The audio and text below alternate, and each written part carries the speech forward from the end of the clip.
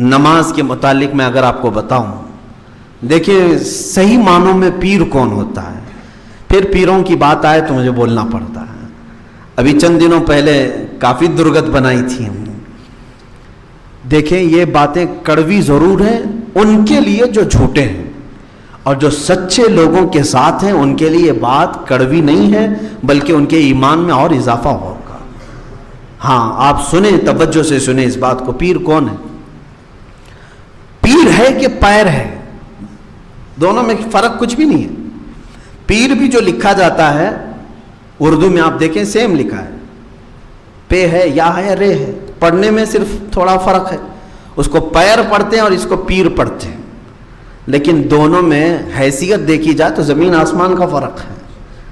پیر وہ بلند ہستی کا نام ہے جو ہماری روح کی تربیت کرتا ہے، پیر اس چیز کا نام ہے جس کو سب جو ہے ذلیل سمجھتے ہیں، یعنی کسی کو کہہ دیا میرا پیر تیرے اوپر تو گویا کہ اس کو گالی دیا، لیکن پیر مجھ پر یہ گالی نہیں ہے۔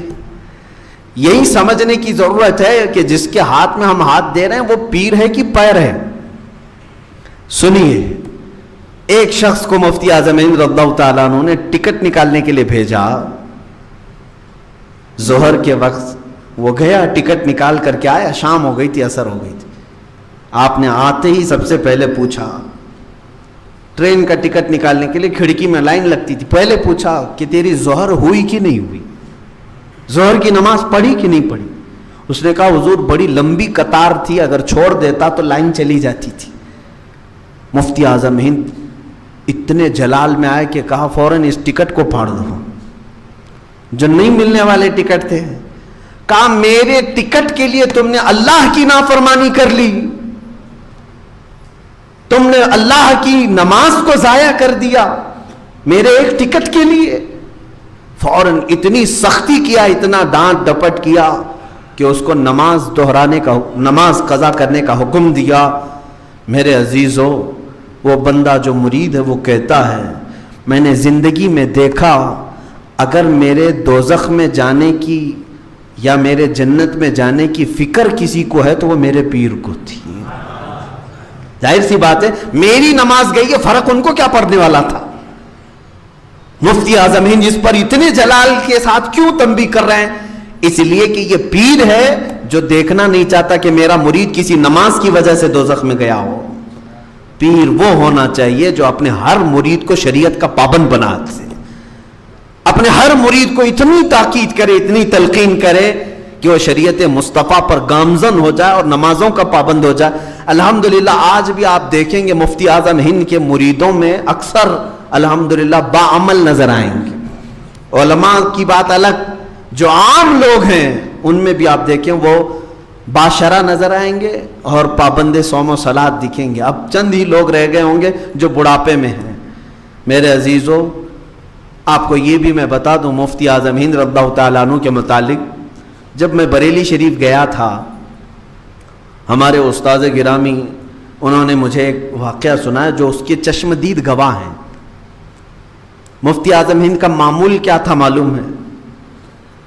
ان کے گھر پر لنگر خانہ چلتا ہے اعلیٰ حضرت کے پیسوں سے، اور وہ لنگر خانہ آج بھی چل رہا ہے۔ حضور تاج الشریعہ رحمۃ اللہ تعالیٰ علیہ کے گھر پر آج بھی لنگر چلتا ہے، یعنی ایسا نہیں کہ عرس میں، عید بقرعید میں نہیں، کنٹینیو ڈیلی جو بھی مسافر آئے گا، جو بھی اجنبی آئے گا وہ اس لنگر میں کھانا کھائے گا۔ ابھی بہت سارے لوگوں کو معلومات نہیں ہوتی ہیں لیکن وہ لنگر ہے آج بھی۔ مفتی اعظم ہند کا معمول یہ تھا کہ رات کے وقت آپ کا دسترخوان اس وقت تک نہیں بچھایا جاتا جب تک دو اعلان کرنے والے آپ کے خود رکھے ہوئے تھے مفتی اعظم ہند کے، پورے محلے میں وہ اعلان کرتے تھے کہ سارے لوگ کھا چکے، سارے لوگ کھا چکے، سارے لوگ کھا چکے، وہ اعلان کرتے۔ اب سب کی طرف سے جواب آتا کہ کوئی کھانے والا باقی نہیں ہے، تب وہ آ کر کے خبر کرتے مفتی اعظم ہند کو، تب آپ کا دسترخوان لگایا جاتا محلے میں۔ اور اگر کوئی بھوکا باقی ہے تو وہ لنگر کھانے میں آ کر کے کھا لے۔ یہ ڈھنڈورچی اعلان کرتے تھے اس وقت، اعلان کرنے والے روز کا معمول ہے۔ کبھی کبھار مفتی اعظم ہند رضی اللہ تعالیٰ عنہ کسی جلسے سے تاخیر سے پہنچتے، تب بھی پہلے یہ لوگ آ کر کے بتاتے، تب آپ رات کا کھانا کھاتے۔ میں نے جب یہ سنا تو روح کانپ گئی کہ حقیقت میں ان کو جس نے دیکھا ہوگا، جو میرے آقا صلی اللہ علیہ وسلم کی حدیث کے مطابق جس نے کسی عالم کی زیارت کی اس نے میری زیارت کی، جس نے کسی عالم سے مصافحہ کیا اس نے مجھ سے مصافحہ کیا، اس عالم کہلانے والا مصداق اگر کوئی ہے تو مفتی اعظم کی ذات ہے۔ یقیناً ایک بار کی بات ہے کہ آپ تاخیر سے گھر آئے ہیں، دسترخوان لگا ہوا ہے، رات کا وقت ہے، وہ دونوں جو اعلان کرنے والے تھے انہوں نے آ کر کہہ دیا کہ حضور سب کھا چکے، اب آپ کا کھانا لگا دیا جائے۔ آپ نے کہا ٹھیک ہے، کھانا لگایا گیا۔ آپ نے تھوڑی دیر رک کر کے کہا دیکھو مسجد میں کوئی مسافر تو نہیں رہ گیا، مسجد رضا آج بھی موجود ہے، اعلی حضرت کے مزار پاک سے متصل ہے، قریب میں مسجد ہے۔ لوگ گئے، جا کر کے دیکھ کر کے آئے، مسجد میں کوئی تھا نہیں۔ آپ آ کر کے دونوں لوگوں نے کہا حضور کوئی نہیں ہے مسجد میں، آپ کھانا تناول فرمائیں۔ آپ کھانے کے لیے ہاتھ دھو چکے تھے۔ تھوڑی دیر کے بعد آپ نے پھر فرمایا کہ دیکھو ایک بار اور دیکھو مسجد میں کوئی رہ تو نہیں گیا۔ لوگ پھر گئے، مسجد دیکھا کوئی نہیں تھے، واپس آئے، سرکار مفتی اعظم ہند رضی اللہ تعالیٰ عنہ سے عرض کیا کہ حضور کوئی نہیں، اور محلے میں بھی اعلان ہو چکا کوئی کھانے والا باقی نہیں۔ اچھا ٹھیک ہے، کھانا ڈالا گیا، برتن میں کھانا پروس دیا گیا۔ ہاتھ ڈالنے سے پہلے پھر فرمایا ایک بار اور مسجد میں دیکھ لو کسی کو، کوئی باقی تو نہیں۔ اتنی مرتبہ کبھی کہتے نہیں تھے آپ، تو جو ڈھونڈنے والے تھے وہ پریشان ہوئے۔ ہم ایک بار روزانہ کہہ دیتے کہ حضور سب کھا چکے تو وہ کھا لیتے تھے، اور عورتیں بھی آپ کے کھانے کے بعد گھر کی عورتیں کھاتی تھی۔ آج 3 مرتبہ کہا کہ مسجد میں دیکھ لو، مسجد میں دیکھ لو، مسجد میں دیکھ لو۔ یہ لوگ آئے، ٹھنڈیوں کا زمانہ تھا، سخت ٹھنڈیاں یوپی کی، مسجد میں آئے، کہا کہ اچھی تلاشی لے لو۔ سارے لوگوں نے سب پوری مسجد ڈھونڈ ڈالی، کونے میں جو چٹائیاں لپیٹ کر رکھی گئی تھیں اس میں لپٹ کر کے ایک آدمی سویا ہوا تھا، اپنے جسم پر چٹائی لپیٹ کر کے کونے میں سویا ہوا ہے۔ لوگوں نے دیکھا کہ ایک آدمی ہے مسجد میں اور چٹائیوں میں خود کو لپیٹا ہوا ہے ٹھنڈیوں کی وجہ سے۔ چٹائی ہٹائی اور اس کو اٹھایا، کہا کہ میاں کون ہو تم، کہاں سے آئے؟ وہ گھبرا کے اٹھا اور کہا کہ بھائی میں مسافر ہوں، میں گجرات سے آیا ہوں، پیر و مرشد کی بارگاہ میں، حضور مفتی اعظم ہند کی بارگاہ میں سلامی پیش کرنے کے لیے آیا، تاخیر ہو گئی رات میں۔ کہا کھانا کھایا؟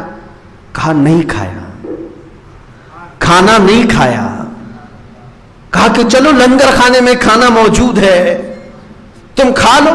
اس نے کہا نہیں اب خواہش نہیں ہے، ابھی کھانے کی خواہش نہیں ہے، ضرورت نہیں ہے۔ ان لوگوں نے چلا کر کے کہا میاں تجھے خواہش نہیں، لیکن تیرے جب تک نہ کھائیں ہمارے مرشد نہیں کھانے والے ہیں۔ وہ بندہ اٹھ کر کے آیا لنگر خانے میں، وہ کھانا کھایا، تب مفتی اعظم ہند کے دسترخوان پر کھانا رکھا گیا۔ اس کو کہتے ہیں پیر روشن زمین۔ یہ نہیں کہ خالی مریدوں کا چورا بٹورے ہیں، جتنا آئے سب اندر ڈالے، سب اندر ڈالے۔ ہاں یہ بھی ہم نے دیکھا ہے، جو آ رہا ہے آتے جاؤ، آتے جاؤ، پھنستے جاؤ، آتے جاؤ، پھنستے جاؤ۔ کچھ لوگوں کی تسبیح ہی یہی ہے کہ جو آئے وہ پھنس جائے، جو آئے وہ صرف لے کر کے آئے۔ علامہ عبد المصطفیٰ اعظمی رحمۃ اللہ علیہ، ان کی کتاب ہے لطائف اعظمی، اس میں اکثر وہ اس طرح کی باتیں لکھتے ہیں۔ ایک بندہ ڈوب رہا تھا پانی میں، پیر صاحب اوپر کھڑے تھے، پیر صاحب اوپر ہیں اور یہ پانی میں ڈوب رہا ہے۔ اس نے کہا حضور ہاتھ دے دیجئے، ہاتھ دے دیجئے، میں اوپر آ جاؤں گا۔ نہیں دیا، ہاتھ دے دیجئے اوپر آ جاؤں گا۔ نہیں، بالکل نہیں، چلاتا رہا۔ تھوڑی دیر کے بعد وہ ڈبکی لگایا۔ اس نے کہا کہ حضور میرا ہاتھ تو پکڑ لیجئے، میرا ہاتھ تو لیجئے۔ انہوں نے پکڑ لیا اور اٹھا لیا۔ کہا یہ کیا ماجرا ہے؟ پیر صاحب نے کہا تیرے جملے غلط تھے، پہلی مرتبہ تو نے کہا ہاتھ دیجئے، پیر دیتا کچھ نہیں، ہم دینے والے نہیں ہیں۔ دوسری بار جب تو نے کہا میرا ہاتھ لیجئے، ہم لینے والے لوگ۔ پہلے ہی اگر تو بولا ہوتا میرا ہاتھ لیجئے میں اسی وقت لے لیتا۔ یہ تو انہوں نے لکھا ہے علامہ عبد المصطفیٰ صاحب نے۔ اکثر لوگ اسی طرح کے ہوئے ہیں۔ میرے عزیزو، میرے آقا صلی اللہ تعالیٰ علیہ وسلم کی صفات جس پیر کے اندر ہیں وہ ایسے ہونی چاہیے جو ماں عائشہ صدیقہ فرماتی ہیں رمضان کے موقع پر حضور صلی اللہ علیہ وسلم کے پاس صرف ایک پیالہ دودھ ہے، افطاری کے لیے چند سان ہے باقی ہیں، اس وقت بھی میرے آقا کہتے عائشہ دیکھ لو ذرا باہر کوئی مسافر تو نہیں ہے، باہر کوئی اجنبی تو نہیں ہے۔ ماں عائشہ صدیقہ فرماتی ایک بار میں نے دیکھا جنت البقیع قبرستان کے قریب ایک بندہ کوئی اپنے سواری کو بٹھا کر کے درخت کے نیچے بیٹھا ہوا ہے، یہاں افطار کے لیے صحابہ کے ساتھ میرے آقا مسجد میں بیٹھے ہیں۔ آپ نے کہا اندر سے ماں عائشہ صدیقہ رضی اللہ تعالیٰ عنہ نے کہ دور کوئی ایک اجنبی نظر آ رہا ہے، مسافر نظر آ رہا ہے۔ میرے آقا صلی اللہ تعالیٰ علیہ وسلم فوراً فرمایا کہ اسے لے آیا جائے۔ وہ سفر کیا ہوا گرد و غبار میں اٹا ہوا، اس کے پاس لوگ گئے اور اسے بلایا، اس سے پوچھا کہ تم کہاں کے آئے ہو، کہاں جا رہے ہو؟ اس نے کہا میں مدینے آیا ہوں اور محمد عربی صلی اللہ علیہ وسلم کی زیارت کے لیے آیا ہوں۔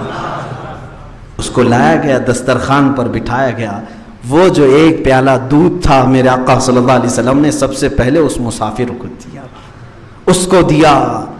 میرے عزیزوں وہ کئی دنوں کا بھوکا رہا ہو یا جس طرح کا بھی ہو، دودھ پورا پیا، لیکن یہاں باقی جو بچے ہوئے لوگ تھے اس میں کھجور کی گھٹلی سے انہوں نے افطار کیا۔ اللہ کے نبی صلی اللہ تعالیٰ علیہ وسلم نے ہمیں یہ بھی سکھایا ہے، ہاں اللہ تعالیٰ نے جو تمہیں دیا ہے وہ کھاؤ، کلو وشربو من رزق اللہ، قرآن کہتا ہے کھاؤ پیو اللہ کے رزق سے جتنا دیا ہے، لیکن صفات رسول یہ بھی ہیں کہ دوسروں کا خیال کیا جائے، دوسروں کا خیال کیا جائے۔ مفتی اعظم ہند جیسا مرشد اب ملنا مشکل ہے، ایک بزرگ نے بریلی شریف میں ہی مجھ سے یہ کہا تھا کہ بیٹا پہلے ایسا تھا اب ایسا ہو گیا۔ انہوں نے 3 بار کہا، وہ میرے استاد بھی ہیں، انہوں نے کہا بیٹا پہلے ایسا تھا اب ایسا ہو گیا، ایسا تھا اب ایسا ہو گیا۔ میں نے کہا کہ حضور یہ کیا بتا رہے ہیں آپ، ایسا تھا ایسا؟ کہا پہلے جو معاملات تھے وہ دینے والا ہاتھ اوپر ہوتا تھا، اب ایسا ہو گیا یعنی سب کے ہاتھ لینے والے رہ گئے، دینے والا نہیں رہ گیا۔ میرے عزیزوں کیا آج حالات ایسی ہی ہیں کہ صرف ہرس باقی رہ گئی ہو، لالچ باقی رہ گئی ہو؟ ہمارے اندر یہ طمع اور ہرس نہ ہو۔ اللہ تعالی ہمارے مشائخ کو بہترین اخلاق و کردار عطا فرمائے۔ اس لیے کہ میں نے پرسوں شاید کہا بھی تھا آپ سے کہ کبھی کبھار مرید کی دعا سے اللہ پیر کو کامل بناتا ہے۔ ہوتا یہی ہے کہ پیر کی دعا سے مرید اچھا ہوگا، یہ مشہور ہے، لیکن کبھی کبھار ایسا بھی ہوتا ہے کہ مریدین کی دعا سے اللہ پیر کو بھی صالح بنا دیتا ہے، اس کے اخلاق اچھے کر دیتا ہے۔ ہم سب دعا کریں اللہ تعالی ہمارے سروں پر اچھے اکابر اور اچھے مشائخ کا سایہ دراز فرمائے، جن کی زندگی میں ہم سنت مصطفیٰ کو دیکھ سکیں اور ان کو دیکھ کر کے ہم اپنے جینے کا سلیقہ سمجھ سکیں۔ یہ سرکار مفتی اعظم ہند رضی اللہ تعالیٰ عنہ کے متعلق چند باتیں تھیں، بس انہی باتوں پر میں اختتام کرنا چاہوں گا کہ اللہ تعالیٰ نے اس خاندان کو یہ شرف عطا کیا ہے بریلی شریف کے، جو مسلسل 150 سال سے ہندوستان کے سنیوں کی سربراہی کر رہے ہیں۔ 1-2 سال نہیں، 150 سال ہو گئے۔ فتوے کا قلم آج بھی بریلی شریف کے پاس موجود ہے نا، سب جانتے ہیں۔ آج بھی بر صغیر کا حال یہ ہے کہ بریلی سے فتویٰ آ گیا تو اس کو سمجھتے ہیں بہت بڑی بات ہے۔ یہ جو اللہ تعالیٰ نے اس خاندان کو انعام و اکرام عطا کیا ہے، یہ ان کا تقویٰ بھی ہے، ان کی پرہیزگاری بھی ہے، ساتھ میں عشق رسول بھی ہے۔ آخر 2 چند اشعار مفتی اعظم ہند رضی اللہ تعالیٰ عنہ کے پیش کرتا ہوں۔ اندازہ کرو میرے عزیزو، جسے اللہ نے علم سے نوازا ہو، تقوی سے نوازا ہو، آپ کا حال یہ تھا کہ کئی ایسے ضرورت مند لوگ آتے، دلوں میں کیا کیا حالات لے کر کے آپ ان کو محسوس کر لیتے تھے۔ الہ آباد سے ایک غیر مسلم، نان مسلم ہے، وہ چلا تھا، مفتی اعظم ہند کی بھیڑ بھاڑ کو دیکھ کر کے گرو جی آئے ہوئے ہیں، میں بھی چلوں۔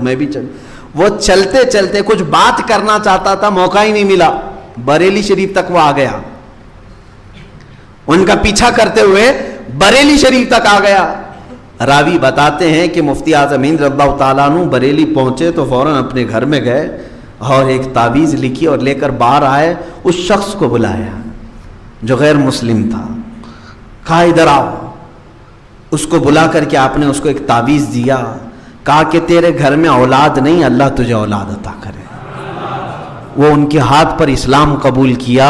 وہ کہتا ہے میں الہ آباد سے نکلا تھا اسی بات کے لیے کہ برسوں ہو گئے میرے گھر میں اولاد نہیں تھی. یہ جو صفت ہے یہ اللہ کے حبیب صلی اللہ علیہ وسلم کی کامل محبت سے آتی ہے. کامل محبت جب بندہ کرتا ہے تو اللہ اس کے دل میں ضرورت مند لوگوں کے خیالات, ضروریات کو اس کے دل میں ڈال دیتا ہے. مثال کے طور پر میں آپ کو بتاؤں, میں مسجد سے باہر نکل رہا ہوں, یہاں پر سینکڑوں لوگ ہیں, کسی ایک ہی کو میں بلایا, مجھے معلوم نہیں, اور میں نے اس کو نکال کر کے 100 روپے دیے, کہا لے جاؤ اللہ تمہاری ضرورتیں پوری کرے. اتفاق ایسا کہ اسی بندے کو 100 روپے کی ضرورت تھی اور اس کے گھر میں کچھ بھی نہیں تھا. دیکھنے میں تو ایسا لگے گا کہ کیا ان کو مولانا کو علم غیب تھا, میرے گھر میں کچھ بھی نہیں تھا اور انہوں نے 100 روپے مجھے پکڑایا برابر ٹائم پہ. میرے عزیزو, اس کو میں علم غیب نہیں کہتا. اللہ رب العزت کی طرف سے ایسا انتظام ہے کہ کچھ ضرورت مند لوگوں کے ضروریات کے متعلق اللہ کسی کے بھی دل میں بات ڈالتا ہے, کسی کے بھی دل میں بات ڈال. وہ آپ کے دل میں غیب سے یہ اللہ تعالیٰ ڈالتا ہے کہ فلاں کو دے دو, اور پھر اسی کو آپ دیتے ہو جس کو اللہ تم تک پہنچایا ہوا ہے. مفتی اعظم ہند رضی اللہ تعالیٰ عنہ کے ساتھ ایسا کثرت سے ہوا ہے, کثرت سے ہوا ہے. اچھا, بہرائچ شریف کی ایک بات میں بتاؤں کہ لوگ جوک در جوک کھڑے رہتے تھے تعویذ کے لیے, تعویذ کے لیے. میں نے سنا ہے, اچھا مفتی اعظم ہند رضی اللہ تعالیٰ عنہ تعویذ بھی لکھتے تھے, اور عمل کے میدان میں آپ بہت ہی پرہیزگاری اور بہت اعلیٰ درجے کو پہنچے ہوئے تھے. میرے والد گرامی کو حضور مفتی اعظم ہند رضی اللہ تعالیٰ عنہ نے کئی عملیات کی اجازت بھی تھی, اور ان کا خط بھی آیا تھا میرے والد کو اجازات کے ساتھ. لیکن خود مفتی اعظم ہند کیا لکھتے تھے, آج میں بھی ضرورت مند لوگوں کو تعویذ دیتا ہوں. تعویذ میں قرآنی آیات ہوتی ہیں, قرآنی آیات ہیں, اور جو بزرگوں سے ثابت دعائیں ہیں وہ ہم لکھ کر کے دیتے ہیں. شفا تو اللہ ہی کی طرف سے, ڈاکٹر بھی گولی دیتا ہے لیکن شفا نہیں دیتا, شفا اللہ کی طرف سے. ہم تعویذ دیتے ہیں, یہ نہیں ہے کہ میری تعویذ جو ہے جادو ہے, ابھی لے کے گیا ابھی گھر میں ایسا ہو گیا, نہ. ہم جو ہے آپ کو کچھ چیز دیے ہیں اللہ کی ذات سے امید رکھ کر کے کہ مولا اگر چاہے تو میں کنکر بھی دوں, شفا اسی کی طرف سے. مفتی اعظم ہند رضی اللہ تعالیٰ عنہ خود جو تعویذ لکھتے تھے, کیا, اب مثال کے طور پر میں کوئی آیا اولاد کے لیے, اس کے لیے ایک الگ تعویذ ہے, آیات الگ ہے. کوئی شوہر بیوی کے جھگڑے ہیں اس کے لیے الگ ہے, شریر بچے ہیں ان کے لیے کچھ الگ ہے. عملیات کے میدان میں سب تعویذیں الگ. لیکن مفتی اعظم ہند رضی اللہ تعالیٰ عنہ کے پاس کئی طرح کی شکایتیں لے کر کے لوگ آنے والے, اور سب کی تعویذ میں صرف درود پاک. بیمار ہے درود شریف, بسم اللہ الرحمن الرحیم لکھا, درود شریف لکھا. اولاد نہیں ہے, بسم اللہ الرحمن الرحیم درود شریف لکھا. شادی نہیں ہو رہی, رشتے نہیں ہو رہے, بسم اللہ الرحمن الرحیم درود شریف لکھا. سب کے لیے ہی. لیکن جب کسی دوسرے کو اجازت دیتے تھے وہ عملیات سب دیتے تھے. آپ سے آپ کے خلیفہ نے پوچھا کہ حضور ہر بیمار کو صرف درود ہی؟ انہوں نے کہا میاں یہ تعویذ تو ایک ذریعہ ہے, تعویذ تو ایک ذریعہ ہے سامنے والے کے دل کی تسلی کے لیے. اصل شفا تو اللہ ہی کی طرف سے, اصل شفا اللہ ہی کی طرف سے ہے. اگر میں پورا قرآن کسی کو لکھ کر کے دوں, اللہ نہ چاہے تو اس کی بیماری کبھی صحیح نہیں ہوگی, اور اگر اللہ چاہے میں اس کو صرف انگلی سے پھیر کر کے دے دوں تب بھی اللہ اس کو برکت دے دے گا. یہ ان کا توکل تھا, یقین تھا. میں بات یہ کہنا چاہ رہا تھا, جس کو اللہ نے اتنی قوت عطا فرمائی, اتنی طاقت عطا فرمائی, اور بزرگوں میں آپ کا مقام و مرتبہ یہ تھا, اللہ اکبر. بات ختم ہوتے ہوتے پھر لگ جاتی ہے. بار بار یہ موقع نہیں آتے, اس لیے میں پیٹ بھر کر کے کہنا بھی چاہتا ہوں. بریلی شریف میں ایک صاحب فرماتے ہیں, کچرے کے ڈھیر پر ایک کوئی دیوانے بیٹھے ہوئے تھے. مجذوب جو ہوتے ہیں نا اللہ کی یاد میں, جو اپنی عقل فنا کر چکے, ان کو مجذوب کہتے ہیں. لیکن ایرے غیرے کو مجذوب نہیں کہنا. کچھ لوگ آج جو ہے چرسی, موالی, گجیڑی سب کو جو ہے مجذوب ہے, مجذوب ہے, پیچھے پڑ گئے ہیں. ایک بات یہ بھی میں بتا دوں آپ کو، کوئی مجذوب اگر دکھ بھی جائے تو امت کو یہ نہیں حکم ہے کہ ان کے پیچھے پیچھے لگ جائے. مجذوب کی پیروی کرنے کا حکم نہیں، سالک کی پیروی کرنے کا حکم ہے. مجذوب کون ہوتا ہے؟ عقل فنا ہو گئی، دیوانہ ہو گیا اللہ کی یاد میں، اب اس پر سے نماز بھی معاف ہے، روزے بھی معاف ہے، شریعت ختم ہو گئی. عقل نہ ہو تو شریعت نہیں ہے نا، عقل ختم ہو گئی، شریعت نہیں ہے ان کے اوپر. عاقل لوگوں پر، عقل والوں پر ہی شریعت ہے، ان کی عقل ختم ہو چکی ہے، وہ مجذوب ہیں. وہ اللہ رب العزت بہتر جانتا ہے ان کے اور اللہ کے تعلقات کیا ہیں. لیکن امت کو جس کا عقل سلامت ہے، سب کو کہا گیا ہے کہ تم مجذوبوں کے پیچھے نہ پڑو ورنہ تم دین سے ہاتھ دھو بیٹھو گے. وہ نماز نہیں پڑھ رہے پھر بھی زبان میں تاثیر ہے، تم کو ایسا لگے گا نماز سے کچھ نہیں، ان کے پیچھے چلو. یعنی تم شریعت کے معاملات چھوڑ کر کے ان کے پیچھے چلے جاؤ. تمہیں حکم ہے سالک. سالک کہتے ہیں وہ اللہ کا ولی جو ہوش و حواس میں شریعت پر قائم ہے، اور اللہ کا ولی، ان کے پیچھے چلنے کا تمہیں حکم ہے. بریلی شریف میں ایک مجذوب تھے، وہ خالی ایک لنگوٹ پہنے ہوتے، یعنی چھوٹی سی تہبند جو ہے، ایک کپڑا، اور باقی پورا بدن ننگا. کچرے کے گوٹ ایک ڈھیر پر بیٹھے رہتے تھے. ایک صاحب وہاں سے گزر رہے تھے، وہ مرید تھے سرکار مفتی اعظم ان کی. اس مجذوب نے بلایا، اے ادھر آؤ. کہاں جا رہا ہے؟ انہوں نے کہا میں بڑے مولانا صاحب کے پاس جا رہا ہوں، مفتی اعظم ان کے پاس. انہوں نے کچرے کے ڈھیر میں کاغذ کا ایک ٹکڑا پڑا تھا، اسے اٹھایا، انگلی میں یوں یوں یوں یوں کیا اور کہا جا تیرے بڑے مولانا کو دے دے. وہ لے کر کیا ہے، دیوانہ مجذوب آدمی، کچھ بھی نہیں، انگلی سے یوں گھمایا اور دے دیا. کہتے ہیں میں لے کے آیا، محفل میں بیٹھا مفتی اعظم رضی اللہ تعالیٰ عنہ کے. تھوڑی دیر کے بعد میں نے دل میں سوچا دوں بھی کہ نہیں دوں، کہیں میرا مذاق نہ ہو جائے. کچرے میں بیٹھا ہوا دیوانہ کاغذ پہ انگلی پھرا کے دے دیا. جب سب لوگ چھٹنے لگے تو اس مرید نے کہا حضور فلاں کچرے کی ڈھیر پر وہ جو ایک صاحب بیٹھتے ہیں، انہوں نے ایسے ایسے لکھ کر کے آپ کو کچھ دیا ہے. مفتی اعظم نے دیکھا کوڑا کاغذ ہے، کچھ بھی نہیں، آگے پیچھے کچھ نہیں. لیکن اس کو دیکھ کر کے مفتی اعظم مسکرائے. اپنی انگلی سے انہوں نے بھی یوں ہی کہا کہ جاؤ انہی کو واپس دیتا ہوں. وہ ایک طرف سے دیوانے ہیں لیکن یہاں تو پورے ہوش و حواس والے ہیں. انہوں نے بھی وہی کیا. وہ لے کر کے صاحب گئے اور وہ جو کچرے کی ڈھیر پر ابھی تک وہ انتظار کر رہے تھے، جا کر کے یہ چٹھی ان کو دی کہ بڑے مولانا نے آپ کو دی. یہ جیسے دیا انہوں نے اپنی لنگی کھولی، لنگوٹ نکال دیا، پورا بدن برہنا اور نکل کر بھاگنے لگے. ہو گیا میرا مسئلہ، ہو گیا میرا مسئلہ، اس طرح کہتے ہوئے بھاگنے لگے. وہ لنگوٹ بھی وہیں پڑی ہوئی تھی. ان کو سمجھ میں ہی نہیں آیا کیا تھا دونوں کے درمیان. وہ پریشان تھے. اسی لیے کہتے ہیں مجذوبوں کے پیچھے نہ جاؤ، نہیں تو تم پاگل بن جاؤ گے. چند لمحوں کے بعد وہ پھر واپس مفتی اعظم ان کے پاس آئے. کہا کہ حضور آپ نے کیا گھمایا معلوم نہیں، وہ تہبند کھول کے بھاگ گئے، لنگی کھول کر بھاگ گئے. سرکار مفتی اعظم ہند رضی اللہ تعالیٰ عنہ نے جواباً فرمایا اب وہ تمہیں نہیں ملیں گے کبھی، اب وہ تمہیں کبھی نہیں ملیں گے. وہ مجذوب تھے اور قطبیت کے مقام کو پہنچے ہوئے تھے. اللہ رب العزت کے ایک ولی ہیں.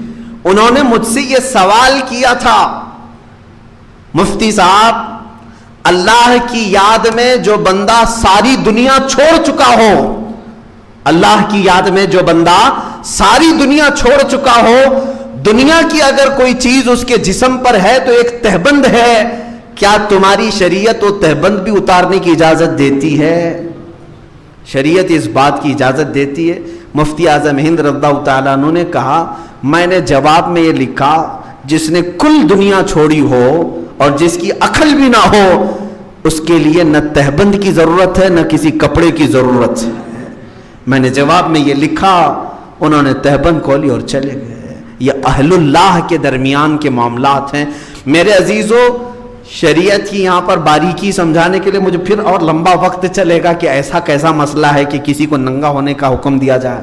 یہ ان لوگوں کے لیے ہے جو جذب کے عالم میں ہیں، وہ دنیا کی کوئی چیز نہیں پسند کرتے. اعلیٰ حضرت کے زمانے میں ایک مجذوب تھے، اعلیٰ حضرت کے زمانے میں وہ ہمیشہ برہنہ رہتے تھے. ایک دن ایک دن سنا ہے کہ وہ کپڑے پہن کے آ گئے جب اعلیٰ حضرت آنے لگے، یا پھر کسی ایک دوسرے بزرگ کے متعلق یہ بات مشہور ہے، جنازے میں وہ کپڑا پہن کر کے آئے، جنازہ تھا بزرگ کا، وہ کپڑا پہن کر کے آئے. لوگوں نے کہا بابا جی آپ لنگے رہتے تھے، آج کپڑا پہن کے آئے ہو. کہا پہلی مرتبہ کسی زندے کے سامنے آیا ہوں تو شرم تو آئے گی. بات سمجھا؟ جنازہ ہے، جنازے میں یہ آج پہلی بار کپڑا پہن کے آئے ہیں جو زندگی بھر ننگے رہتے تھے. لوگوں نے کہا بابا جی آج کہاں سے کپڑے آ گئے تمہارے بدن پر؟ تو انہوں نے کہا پہلی مرتبہ ایک زندے کے سامنے آیا ہوں جس کی وجہ سے میں بدن چھپایا ہوں. باقی سب تم لوگ تو سب مردے ہو، تم کو سے کیا بدن چھپاؤں؟ یہ مجذوب لوگوں کی باتیں ہیں میرے عزیزو. بہرحال سرکار مفتی اعظم ہند کا ایک مقام تھا کہ وقت کے قطب بھی اور مجذوب بھی ان سے فتویٰ پوچھا کرتے تھے، ان سے مسائل شریعہ دریافت کرتے. بہرحال سرکار مفتی اعظم ہند کو اللہ نے یہ سارے انعامات دیے تھے، لیکن ان کا ایک شعر جو ہے یہ ہمیں تڑپا دیتا ہے. اگر میں وہ شعر پڑھوں تو سارے لوگوں کا غرور، تکبر، گھمنڈ سب فنا ہو جانا چاہیے. میں کسی کھیت کا مولی نہیں ہوں، میری کوئی حیثیت نہیں جو آج میں کھڑا ہوں. میں شاید مجمع کا سب سے کمتر آدمی ہوں. مفتی اعظم ہند جب یہ بات کہتے ہیں، میرے اعمال سیاہ نے کیا جینا تو بھر، میرے اعمال سیاہ نے کیا جینا تو بھر، زہر کھاتا تیرے ارشاد نے کھانے نہ دیا. ان کے کون سے اعمال سیاہ تھے جو زندگی میں یہ کہہ رہے ہیں 90 سال کی عمر میں کب جوانی آئی کب گئی پتہ ہی نہیں چلا. وہ بزرگ جب بارگاہ رسالت میں آپ صلی اللہ علیہ وسلم میں نعت لکھ رہے ہیں تو یوں کہہ رہے ہیں میرے اعمال سیاہ نے کیا جینا تو بھر، یا رسول اللہ زہر کھاتا تیرے ارشاد نے کھانے نہ دیا. میرے عزیزو یہاں ہمارے تو گناہوں پر گناہ ہیں، لیکن ہم یہ کہتے ہیں ہم بڑے پاک لوگ ہیں. دوسروں کے گناہ سب کے نظر آتے ہیں، اپنے کسی کو نظر نہیں آتے. دوسرا شعر میرے مفتی اعظم ہند کا یہ ہے، آپ نے یہ نہیں کہا کہ ہزاروں لوگ میرے ہاتھ پر توبہ کر چکے ہیں. ہزاروں نہیں، میں اگر سچ بات بتاؤں مفتی اعظم ہند کے چہرے کو دیکھ کر لاکھوں لوگ توبہ کرتے تھے، گناہوں سے توبہ کرتے تھے. وہ جب یہ رسول پاک صلی اللہ علیہ وسلم کی بارگاہ میں نعت لکھ رہے ہیں تو یوں کہتے ہیں میرے اعمال کا بدلہ تو جہنم ہی تھا. اللہ اکبر. اس کو کہتے ہیں عاجزی اور انکساری. مفتی اعظم ہند فرما رہے میرے اعمال کا بدلہ تو جہنم ہی تھا، میں تو جاتا میرے سرکار نے جانے نہ دیا. یعنی کل ملا کر کے انہوں نے کیا کہا، ہماری زندگی پر اگر کوئی چیز قیامت کے دن شفاعت کا سبب بن سکتی ہے تو میرے مصطفیٰ کی ذات ہے. کبھی یہ نہ سمجھنا کہ میں بہت بڑا متقی ہوں، میں بہت بڑا پرہیزگار ہوں، بہت بڑا عالم ہوں، میرے ساتھ ہزاروں لوگ توبہ کر چکے. یہ غرور اور گھمنڈ کبھی کسی کو نہ آئے. مفتی اعظم ہند رضی اللہ تعالیٰ عنہ جو عاجزی اور انکساری کرتے تھے وہ بہت کم لوگوں میں دیکھنے کو ملی ہے. اسی لیے آپ نے مشہور جو آپ کی نعت ہے، تو شمع رسالت ہے عالم تیرا پروانہ، اس نعت کے اخیر کا جو شعر لکھا تھا انہوں نے اس کو حضور تاج الشریعہ رحمۃ اللہ علیہ نے بدل دیا تھا. اعلیٰ حضرت رضی اللہ تعالیٰ عنہ کے اس صاحبزادے مفتی اعظم ہند نے کہا تھا، ان کا شعر تھا مفتی اعظم ہند کا، وہ تو شمع رسالت کی نہ، یہ حضور تاج الشریعہ نے لکھا ہے. اس سے پہلے مفتی اعظم ہند یوں کہتے تھے نہ، نہیں یہ نہیں، یہ بدلا ہوا شعر ہے.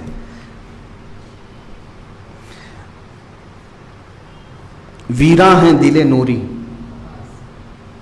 مفتی اعظم ہند رضی اللہ تعالیٰ عنہ یہ فرماتے ہیں کہ آباد اسے فرما ویراں ہیں دل نوری. ابھی یاد آ گیا، ویسے شعر و شاعری زیادہ نہیں آتی ہے. آباد اسے فرما ویراں ہے دل نوری. اللہ اللہ، نوری ان کا تخلص تھا. مفتی اعظم ہند جو تخلص ہوتا ہے شاعر کا وہ آخری شعر میں لکھتا ہے. مفتی اعظم ہند یوں کہہ رہے ہیں، یا رسول اللہ آباد اسے فرما ویراں ہے دل نوری، تا حشر رہے روشن نوری کا ایک آشانہ. اس دل کے بارے میں اگر میں بتاؤں تو محفل میں حاضر لوگ بتاتے ہیں، گواہ ہیں آج بھی، جب تنہا حجرے میں ہوتے تھے آنکھ لگ جاتی تو میں یعنی حجرے میں اللہ اللہ اللہ کی آواز آتی ہی رہتی تھی. جبکہ وہ سوئے ہوتے تھے. کئی لوگ ہیں جو قریب سے جا کر سنتے تھے اور کہتے ہیں ان کے دل پاک سے یہ آواز دھڑکن میں رہتی تھی. جو بیٹھتے اٹھتے ہمیشہ یہ کہتے تھے اللہ اللہ اللہ. وہ نزع کے عالم میں بھی جب آخری وقت تھا کثرت سے مفتی اعظم ہند کی زبان پر یہی لفظ اللہ اللہ. اور بزرگوں نے فرمایا جو کثرت سے یہ لفظ کا ورد کرتا ہے اگر اس کی زبان بند ہو جائے تو دل وہ جملہ بولنے لگ جاتا ہے. جس کا دل کثرت سے اللہ اللہ کہہ رہا ہو وہ مفتی اعظم ہند یوں کہہ رہے بارگاہ رسالت میں آباد اسے فرما ویراں ہے دل نوری. ویران میرا دل ویران ہو گیا آپ آباد کریں. یہ عاجزی و انکساری کی حد ہو گئی حد ہو گئی. آباد اسے فرما ویراں ہے دل نوری تا حشر رہے روشن نوری کا ایک کاشانہ. لیکن اب ہم جیسوں کو یہ پڑھنے کی ہمت نہیں ہوتی. مفتی اعظم ہند کے دل کو ویران کون کہے گا جس دل کی دھڑکن سے اللہ اللہ کی صدائیں آتی ہو.